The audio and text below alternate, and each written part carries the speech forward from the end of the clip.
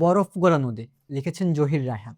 এই বরফ গড়া নদী হলো একজন সাধারণ মানুষের কিংবা একটি সাধারণ পরিবারের অসাধারণ গল্প। জহির রায়হানের বরফ গড়া নদী এমন একটা উপন্যাস কিংবা এমন একটা গল্প, যে গল্প বা কিংবা বইটি পড়লে আপনি মনে হবে আপনি একটি জীবনকে কিংবা একটি পরিবারকে খুব কাছ থেকে দেখছেন। এই উপন্যাসের কেন্দ্রীয় চরিত্র হচ্ছে মাহমুদ।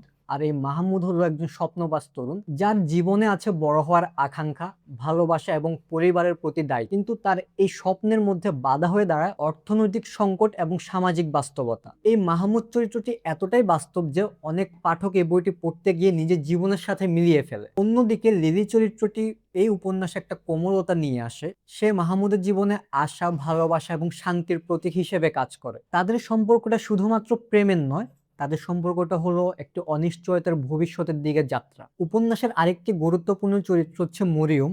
আর এই মরিয়মের মাধ্যমে লেখক নারীদের জীবনকে খুব ভালোভাবে ফুটিয়ে তুলেছে। সমাজের কঠোর বাস্তবতা মুখোমুখি হওয়ার অভিজ্ঞতা এই পাঠককে খুব ভীষণভাবে নাড়া দেয়। এই উপন্যাসের সবচেয়ে বড় শক্তি হলো এর বাস্তবতা। এই উপন্যাসে কোনো অতিনাটকীয় কোনো কাহিনী নেই, আছে শুধু সমাজের নিয়ম কানুন, বাস্তবতা এবং একজন মানুষ কিংবা একটা পরিবারের গল্প। জহির রায়হানের ভাষাগুলো খুবই সহজ, কিন্তু ভাষাগুলো পরিপূর্ণ আবেগে ভরপুর। তিনি চরিত্রগুলোকে এমন ভাবে নির্মাণ করেছেন, যখন পাঠক ওই চরিত্রগুলো পড়বে তখন তারা চরিত্রের সুখে হাসবে এবং দুঃখে কষ্ট পাবে। আমার কাছে বরফ গড়ানো শুধুমাত্র একটি উপন্যাস নয়, এটি হচ্ছে একটি পরিবারের গল্প, যে গল্প আমাদের সমাজে মধ্যবিত্ত পরিবারগুলোতে দীর্ঘদিন ধরে চলে আসছে। যারা বাংলা সাহিত্যে আবেগধর্মী কিংবা বাস্তবপূর্ণ একটি উপন্যাস পড়তে চান, আমি তাদেরকে বলবো জহির রায়হানের লেখা বরফ গড়া নদী বইটি পড়ে দেখবেন।